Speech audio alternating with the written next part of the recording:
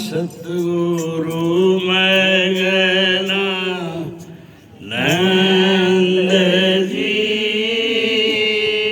सच्चे सजन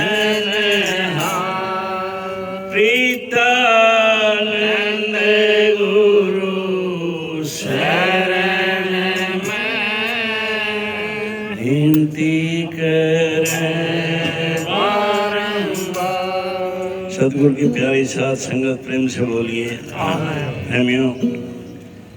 आज का सत्संग बलवान शकुंतला के प्रांगण में उनके बेटे आत्मानंद की शादी संग प्रीति हुई है, उसके उपलक्ष्य में करवाया जा रहा है। आप सब इस पावन अवसर पे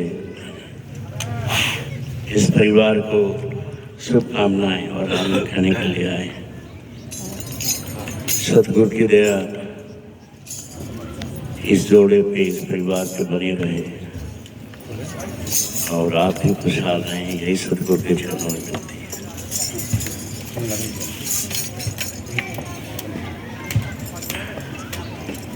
है। इस शादी के आयोजन में सिंघरान से नरेश और मुन्नी जो आत्मानंद के मामा जी हैं, जिन्होंने इसे अडॉप्ट कर रखा है, उनका भी बहुत बड़ा योगदान है और आप सबका जो इस सत्संग में आए।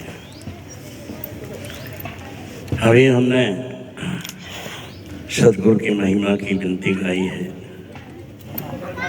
जिसमें शिष्य ने अपने सतगुरु की महिमा में कहा है, दो भक्ति का दान गुरु जी में बालक चारा के। हे सतगुरु, मुझे भक्ति का मार्ग बताओ, प्रेम के रास्ते पे चलना सिखाओ, यही है सब। और इसके लिए मैं बार बार यही याचना करता हूँ कि मैं पे मेहर करो, दया करो।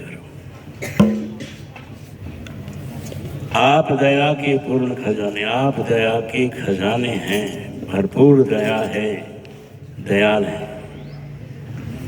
आप दया के पूर्ण खजाने और आप दया करेंगे तभी हमारे काम बढ़ेंगे। मैं आपके चरणों का दास हूँ। दो भक्ति का दान गुरु जी बालक चारा। और फिर बार बार यही याचना की है कि और है भी, और यही विशेष चीज है। सतगुरु के दरबार में जब हम जाते हैं तो बहुत सी हमारी फरमाइशें, बहुत सी हमारी बातें होती हैं। हर कोई यही बात करता है कि मेरा ये नहीं हुआ, मेरा वो नहीं हुआ। कोई गया संतान भाग जाता है, संतान हुई तो काबिल नहीं है, फिर ये बात वो बात दुनिया भर की बातें हैं। लेकिन यहाँ एक सीधी बात बताई है कि सतगुरु के दरबार में जाएं तो भक्ति मांगे और भक्ति के रास्ते पे चल के सब काम से हो जाएंगे, क्योंकि सतगुरु बताता और सिखाता है कि हमने मालिक की बंदगी करनी है और हमारा मालिक सतगुरु है और कोई है नहीं। हाथ जोड़ के करूं विनती सच्चे स्वामी, हे स्वामी, हे मेरे मालिक, मैं हाथ जोड़ के विनती करता हूँ।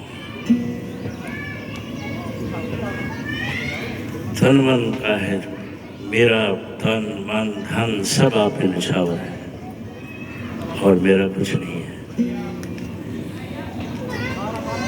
मुझे ये भिक्षा दे दो, मैं इसकी बार बार याचना करता हूँ। अंत में अपने सतगुरु की महिमा में कहा है, मगन आनंद गुरु की कृपा, मेरे परम पिता शहंशाह मगनानंद की पूरी कृपा है।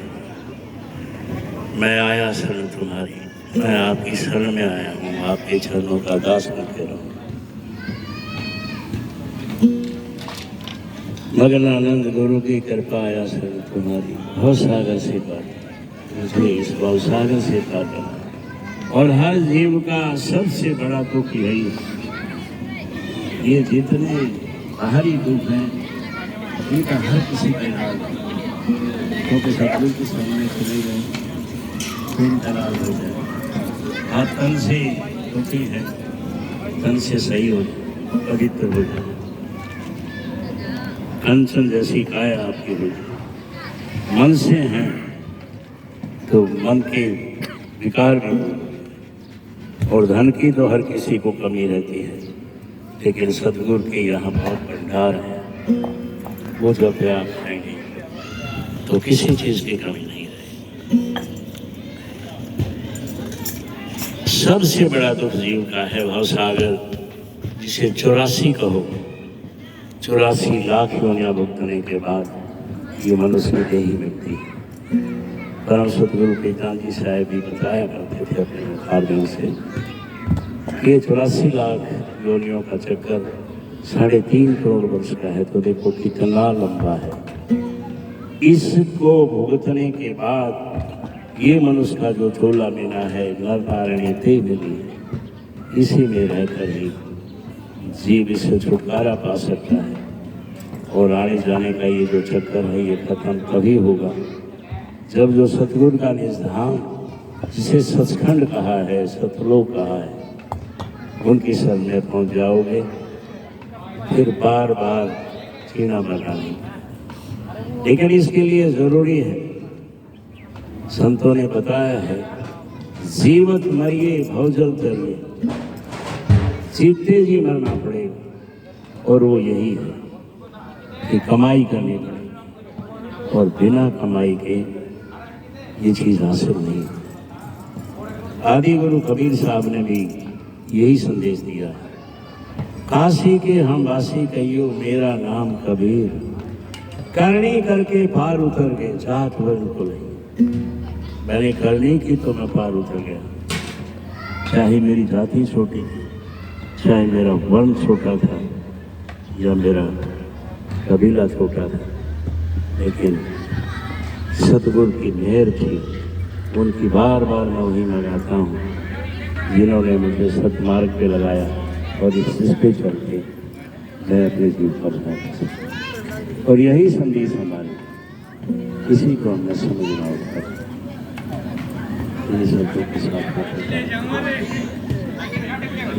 प्रेम से बोलिए हाँ।